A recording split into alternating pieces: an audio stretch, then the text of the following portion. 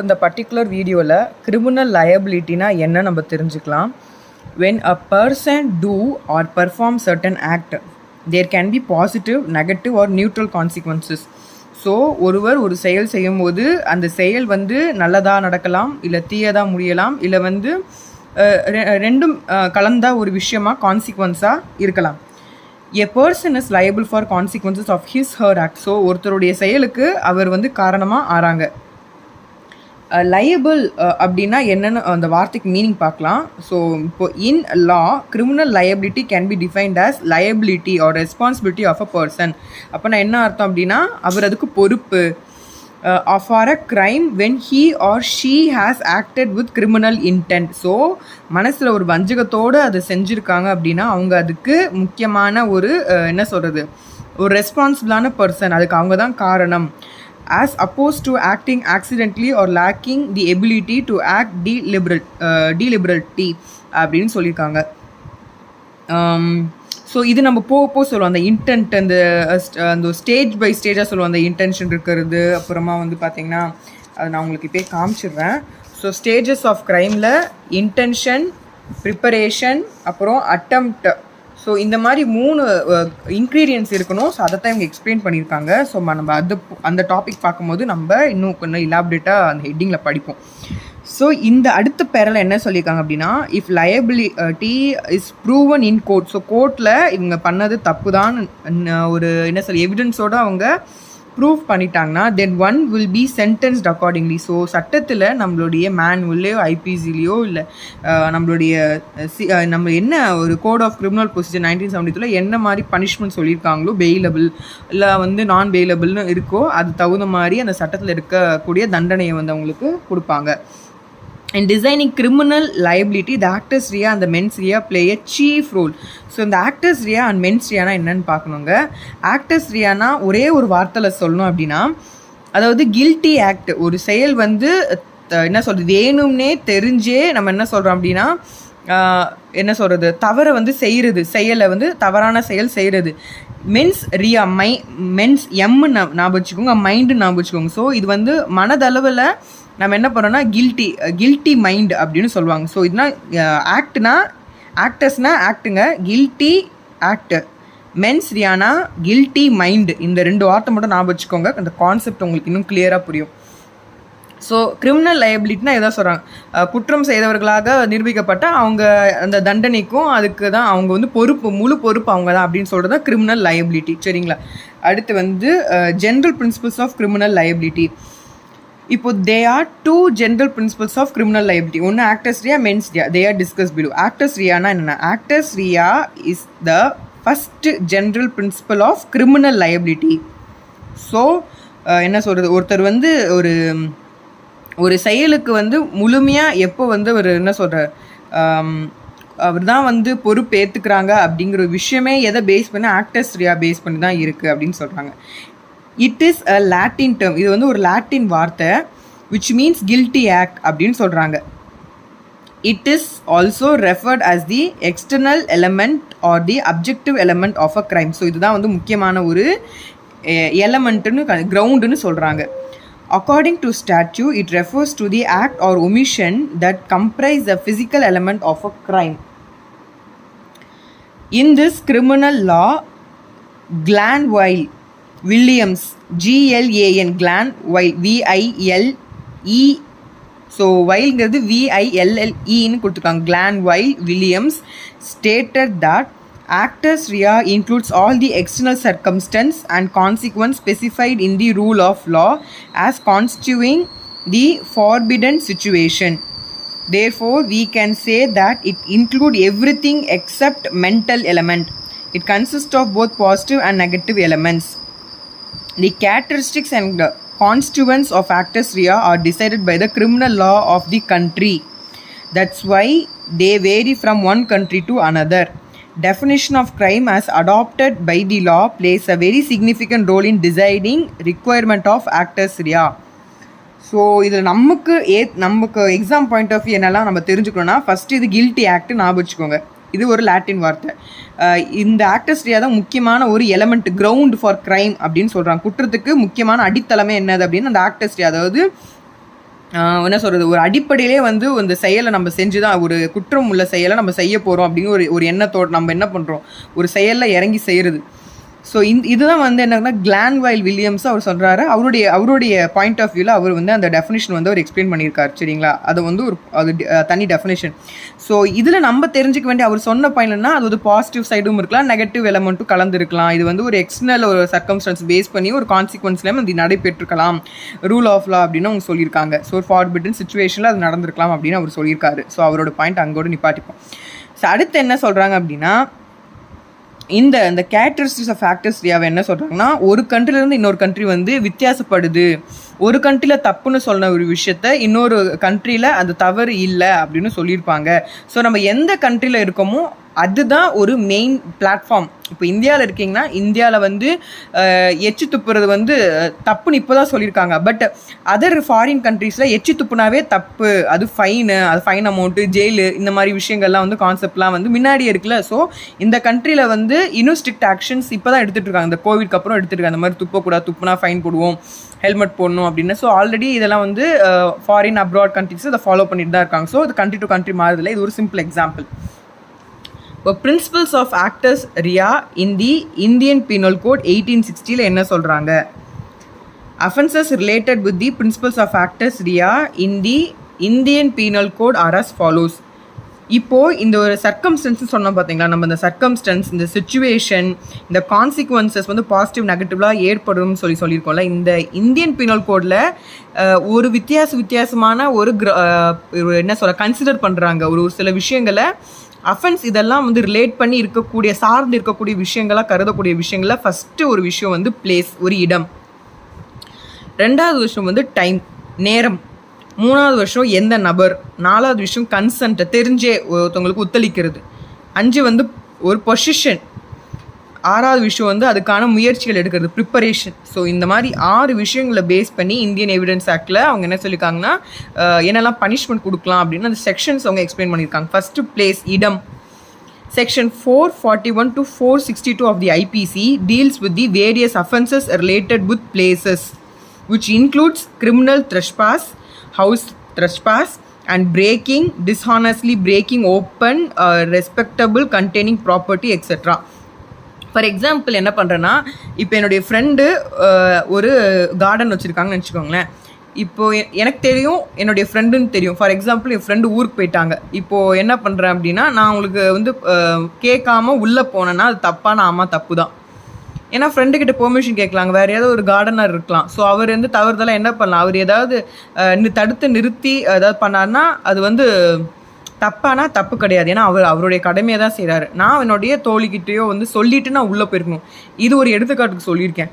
இதுவே for example தெரியாத ஒருத்தர் தோட்டத்துக்குள்ளே நான் போய் என்ன பண்ணுறேன், அங்கே இருக்க கிரேப்ஸ் எல்லாம் போய் பறிச்சுட்டு வந்தால் அது என்ன ஆகும், அது தப்பு, அது செயல் தப்பு. அதே மாதிரி என்ன பண்ணுறாங்க, ஒருத்தவங்க வந்து வீடு இருக்குது, அது என்ன பண்ணுறாங்கன்னா நிறைய ரொம்ப வருஷமாக அந்த இடம் சும்மாவே கிடக்கு. ஒருத்தங்க என்ன பண்ணுறாங்கன்னா அது வழியாக நடந்து போகிற வழியாக மாற்றிட்டாங்க. இப்போ போய்கிட்டே இருக்காங்க. இப்போ நான் என்ன பண்ண, திருதுப்புன்னு அந்த இடத்த போய் பார்த்தோம்னா ஒரு லாரியும் வண்டியும் போயிட்டுருக்க ரோடு மாதிரி பண்ணி வச்சுருக்காங்க. ஸோ இது என்னது, இப்போ வந்து என்ன பண்ணுறாரு, அவர் போய் கம்ப்ளைண்ட் பண்ணுறாரு, சார் இங்கே பாருங்கள், இது என்னுடைய இடம், நான் கல்லெல்லாம் ஊண்டி வச்சுருந்தேன், கல்லெல்லாம் யாரும் தூக்கி போட்டு இவங்க வந்து இந்த மாதிரி பாதையாக பயன்படுத்திட்டு இருக்காங்க அப்படின்னா அவங்க என்ன பண்ணுறாங்க, அந்த பர்டிகுலர் பர்சனை அவங்க என்ன பண்ணுறாங்க, சட்டத்துக்கு முன்னாடி நின்று அவங்களுக்கு தண்டனையும் கூட வாங்கி தரலாம். ஸோ அவங்க அடுத்து வந்து என்ன பண்ணுவாங்க, அடுத்த ஆக்ஷன் வந்து வேலி இன்னும் போடலாம், இல்லை வந்து ஏதாவது ஒரு நோட்டீஸ் போர்டு வைக்கலாம். ஸோ இந்த மாதிரி விஷயங்கள்லாம் வந்து சொல்கிறது. அது அடுத்து பார்த்திங்கன்னா time. So section 456 to 458 of the IPC contains offences of ஒரு என்ன சொல்கிறது, lurking, trespass or house breaking by night in order to commit an offence. Such offence fall in category of actus rea in respect of both place and time. So இங்கே பார்த்தீங்கன்னா நான் என்ன நான் இல்லை, ஒரு நபர் ஒரு ஆள் என்ன பண்ணுறாங்கன்னா திருடலான்னு சொல்லி முடிவு பண்ணி என்ன பண்ணுறாங்க, நைட்டு வீட்டை உடச்சிட்டு உள்ளே போகிறாங்க. அது என்ன செயல், இந்த இருட்டான நேரம், இந்த நைட் டைமில் ஒரு வீடை டார்கெட் பண்ணி போயிட்டு என்ன பண்ணுறான், மீறி போயிட்டு அதை உடச்சி உள்ளே போய் அங்கே இருக்க பொருளெல்லாம் திருட போகிறான் அப்படின்னா என்ன பண்ணுறது, இது ஒரு குற்றம். ஸோ அவனுக்கு முன்கூட்டியே அந்த செயலை செய்ய போகிறேன் அப்படின்னு அவனுக்கு தெரிஞ்சிருக்கு. ஸோ இதைத்தான் வந்து டைம் பேஸ் பண்ணி, டைம் அண்ட் பிளேஸ் பேஸ் பண்ணி சொல்லியிருக்காங்க. இப்போ நம்ம இந்த 2 பிளேஸ் அண்ட் டைம் பற்றி சொன்னோம்ல, இதோடைய செக்ஷன்ஸ் எதெல்லாம் வருதுன்னு சொல்லிட்டு நான் அதோடைய கிரிமினல் மேனுவலில் இந்த ஐபிசியோடது நான் காமிக்கிறேன். ஃபஸ்ட்டு விஷயம் என்ன காமிச்சோம், 441. ஸோ கிரிமினல் த்ரெஸ்பாஸ் இருக்கா, இங்கே பாருங்கள், ஆஃப் கிரிமினல் த்ரெஸ்பாஸ்னு இருக்கா. இதில் வந்து 441லேருந்து கிரிமினல் த்ரெஸ்பாஸ்னால் அதுக்கு என்ன, ஹவுஸ் த்ரெஸ்பாஸ்னால் என்ன, இப்போ வந்து லர்க்கிங் ஹவுஸ் த்ரெஸ்பாஸ்னால் என்ன, லர்க்கிங் ஹவுஸ் த்ரெஸ்பாஸ் பை நைட்னா என்ன, ஹவுஸ் பிரேக்கிங்னா என்ன, ஹவுஸ் பிரேக்கிங் பை நைட்க்கு என்ன பனிஷ்மெண்ட், அது பனிஷ்மெண்ட் ஃபார் த்ரெஸ்பாஸ், கிரிமினல் த்ரெஸ்பாஸ்க்கு என்ன பனிஷ்மெண்ட், ஃபார் என்ன சொல்கிறது ஹவுஸ் த்ரெஸ்பாஸ்க்கு என்ன பனிஷ்மெண்ட்டு, ஹவுஸ் த்ரெஸ்பாஸ்லேயே அஃபென்ஸ் வித் டெத், இங்கே போகிறோம் தெரியாமல் இது இறந்துடுறாங்க, யாரோ ஒருத்தங்க சண்டேல பிரச்சனையே வந்து இறந்துடுறாங்கன்னா அவங்களுக்கு என்ன இம்ப்ரூவ்மெண்ட் ஃபார் லைஃப் எப்படி இருக்கும், இதை பற்றிலாம் ஒவ்வொன்றா அவங்க எக்ஸ்பிளைன் பண்ணியிருப்பாங்க. சரிங்களா, இதிலேருந்து இது வரைக்கும் இந்த ஹெட்டிங் வரைக்குமே ஃபுல்லாக வந்து 462 வரைக்குமே வந்து பிளேஸ் பேஸ் பண்ணி நம்ம பார்த்தோம் இல்லையா. அடுத்து என்ன ஹெட்டிங் பார்த்தோம், 456லேருந்து 458 வரைக்கும் என்ன பார்த்தோம், நம்ம டைம் பேஸ் பண்ணி பார்த்தோம்ல. ஸோ அது கொடுத்துருக்காங்க பாருங்க. 456னா பனிஷ்மெண்ட் ஃபார் என்ன சொல்கிறது, lurking house trespass or house breaking by night டைமில் பண்ணுறது. ஸோ அதை ரிலேட் பண்ணி நைட் டைமில் பண்ணுறதுக்கான கமிட் பண்ண அஃபென்ஸ்க்கு அதுக்கு என்ன இம்ப்ரூவ்மெண்ட் பற்றி, ராங்ஃபுல் ரெஸ்ட்ரெயினோ ஹர்ட்டோ அசால்ட்டோ அந்த மாதிரி இருக்குன்னா இந்த பர்டிகுலர் செக்ஷன் போட்டு ஃபைல் பண்ணுவாங்க. ஸோ இதுதான் வந்து ஆக்டர்ஸ் ரியா, அதாவது தெரிஞ்சு அந்த ஒரு செயலை நம்ம ஈடுபட்டு அந்த செயலை நம்ம செய்கிறது. அடுத்து பார்த்தீங்கன்னா தேர்ட் வந்து பர்சன், ஒரு நபரை பேஸ் பண்ணி இருக்கக்கூடிய விஷயம். ஸோ இதில் என்ன சொல்லியிருக்காங்கன்னா section 359 to 374 of IPC contains offences of kidnapping or abduction or procuring of minor girls etcetera such offence are actus Riya in respect of the person. So பர்சன்னா என்ன, ஒரு நபர் இல்லைங்களா, ஆணாக இருக்கலாம் பெண்ணாக இருக்கலாம் யாராக வேணா இருக்கலாம், பர்சன். சரி, காமனாக ஜென்ரலாக நம்ம பாயிண்ட் ஆஃப் வியூக்கு அது வந்து பர்சன். ஸோ இந்த பர்சனுக்குமே என்ன சொல்லியிருப்பாங்க அப்படின்னா, நமக்கு நம்ம ஐபிசி பொறுத்த வரைக்கும் அதுக்குமே வந்து டெஃபினிஷன் கொடுத்துருக்காங்க. ஸோ இந்த பர்சன்னா யார் அப்படின்னு சொல்லி நம்ம இந்த டெஃபினிஷனில் இருக்கான்னு நான் சொல்கிறேன். ஓகே, பர்சன் செக்ஷன் 11 பர்சனில் என்ன சொல்லியிருக்காங்க, the word person includes any கம்பெனியாக இருக்கலாம், ஒரு அசோசியேஷன் ஆஃப் இருக்கலாம், இல்லை body of person whether incorporate or not, யாராக வேணால் இருக்கலாம் அப்படின்னு சொல்லி அவங்க கொடுத்துருக்காங்க. So definition of person by implication of the state stands excluded from the purview of the word person. Krishnan versus Krishnaveni AIR 1997 SC supreme court 987 ப்ராக்கெட்டில் 1997 4 SCC 241 1997 SCC CRA criminal 544.1997 CR LJ law journal 1519. So இது வந்து நம்ம லேட்டராக இது என்னென்னு explain பண்ணுறேன். So இப்போதைக்கு இது பர்சனோட definition அவங்க கொடுத்துருக்காங்க. ஸோ இந்த பர்டிகுலர் செக்ஷன் சொல்லியிருக்காங்களே 359, இது எங்கே சொல்லியிருக்காங்க அப்படின்னு சொல்லி நான் காமிச்சிடுறேன். ஸோ 359 பாருங்கள், கிட்னாப்பிங். சரிங்களா, kidnapping, abduction, slavery, forced labour ஹெட்டிங்கில் 359 கிட்னாப்பிங் ஃப்ரம் இந்தியா. 361 வந்து கிட்னாப்பிங் ஃப்ரம் லாஃபுல் கார்டியன்ஷிப்பில் இருக்கவங்களை கிட்னாப் பண்ணுறது. அப்புறம் 362 வந்து அப்டக்ஷன், பனிஷ்மெண்ட் ஃபார் கிட்னாப்பிங். இந்த மாதிரி ஒவ்வொரு ஹெட்டிங்லேயுமே என்ன பண்ணுறாங்க 374 வரைக்குமே அவங்க கம்ப்ளீட்டாக அந்த டெஃபினேஷன் அவங்க எக்ஸ்பிளைன் பண்ணியிருப்பாங்க. அண்ட் பனிஷ்மெண்ட்ஸும் வந்து எக்ஸ்பிளைன் பண்ணியிருப்பாங்க. அதனால் என்ன, அதோடைய இன்க்ரீடியன்ட்ஸ், எலமெண்ட் இல்லைனா கிரவுண்ட்ஸ் பற்றி எக்ஸ்பிளைன் பண்ணியிருப்பாங்க. அதுக்கோட பனிஷ்மெண்ட் வந்து என்னெல்லாம் கொடுக்கலாம் அப்படிங்கிற பற்றியும் எக்ஸ்பிளைன் பண்ணியிருப்பாங்க. இதுதான் வந்து பர்சனில் அவங்க கொடுத்துருக்க, அதாவது லைக் ஆக்டர்ஸ் ரியால கொடுத்துருக்க ஹெட்டிங். தேர்ட் வந்து முடிச்சாச்சு. அடுத்து ஃபோர்த் என்ன சொல்கிறாங்கன்னா consent. The offence which takes place without consent are also included in actus rea. Example of such offence are rape, non-conceptual penetration. இது என்ன வந்து ரேப்லாம் பண்ணுறாங்க பார்த்தீங்களா, ஒருத்தவங்களுக்கு வந்து விருப்பமே இல்லாத போது ஒருத்தவங்கள என்ன வற்புறுத்தி அவங்கள உடல் உறவு வச்சுக்கிறது. ஸோ இது ரேப் இங்கே எங்கே சொல்லியிருக்காங்கன்னா நம்ம செக்ஷுவல் அஃபென்சஸில் சாப்டர் 16 தான் வரும். ஸோ 375 ரேப் அப்படிங்கிற ஒரு விஷயத்தை அவங்க எக்ஸ்பிளைன் பண்ணியிருக்காங்க. ஆனால் அதன் 376 பனிஷ்மெண்ட் ஃபார் ரேப் பற்றி எக்ஸ்பிளைன் பண்ணியிருப்பாங்க. அண்ட் இதோட ரிலேட் பண்ணி அந்த கேங் ரேப்லாம் பண்ண 376D எக்ஸ்பிளைன் பண்ணியிருப்பாங்க. அது குழந்தைங்களா இருக்கிற மாதிரி அது வயசு வந்து ஏஜ் வைஸாகவும் அவங்க அது தனித்தனியாக எக்ஸ்பிளைன் பண்ணியிருப்பாங்க. ஸோ இதுவும் நம்ம லேட்டரில் நம்ம பார்க்கலாம்.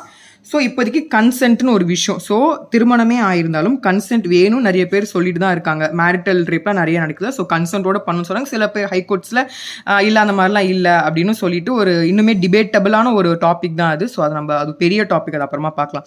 அடுத்து பொசெஷன் என்ன சொல்கிறேன்னா, possession of stolen property constitute the actus reus. Section 410 to 412 of IPC and mere possession of certain things amount to actors rea of the offence under section 233, 235, இப்போ பார்த்தீங்கன்னா 257, 242, 243, 259, 266 ஆஃப் ஐபிசி கொடுத்துறோம். 410 என்னென்னு சொல்லிட்டு இந்த மேனுவலில் காமிச்சிடுறேன்.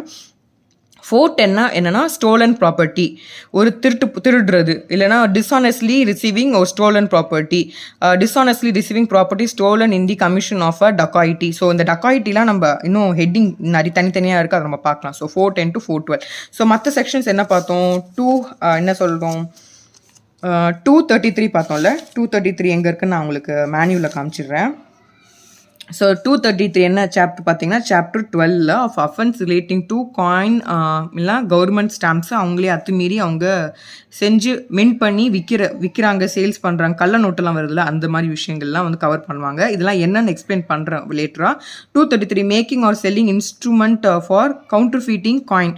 அதே மாதிரி 234, 235ல கவுண்டர்ஃபீட்டிங் காயின்ஸ் பற்றி இன்னும் எக்ஸ்பிளைன் பண்ணிப்பாங்க. இந்தியன் காயினாக இருந்தால் எப்படி பண்ணுவாங்க, அவங்களுக்கு என்ன மாதிரி லைக் பனிஷ்மெண்ட்ஸ்லாம் கொடுக்கணும் அப்படின்னு பற்றி சொல்லிப்பாங்க. இப்போ அதே மாதிரி 357 making or selling instrument for country. அதே தான் கவர்மெண்ட் ஸ்டாம்பெல்லாம் விற்கிறாங்க அப்படின்னா என்ன பண்ணலாம், அதுக்கு என்ன விஷயங்கள்லாம் இருக்குது. அதே மாதிரி ஒரு பொசெஷன் வந்து எடுத்துக்கிறாங்க அப்படின்னா அதுக்கு வந்து என்னெல்லாம் இருக்குது. அதே மாதிரி 266ல being in position of false weight or measure. So இப்போ பார்த்தீங்கன்னா வந்து ரேஷன் கார்டுலலாம் பார்த்தீங்கன்னா அவங்களே எக்ஸ்ட்ராவாக ஏதாவது என்ன திருட்டுத்தனமாக ஒரு மேக்னெட்டோ எதாவது வச்சு வெயிட் அதிகமாக இருக்கிற மாதிரி பண்ணுவாங்க இல்லையா. ஒரு எடுத்துக்காட்டுக்கு சொல்கிறேன், சாப்டர் 13 அதை பற்றி சொல்லியிருக்காங்க. ஸோ இந்த மாதிரி என்ன பண்ணுறாங்கன்னா ஒவ்வொரு செக்ஷன்லேயும் இதை பற்றி ஒவ்வொன்றா அவங்க எக்ஸ்பிளைன் பண்ணியிருப்பாங்க.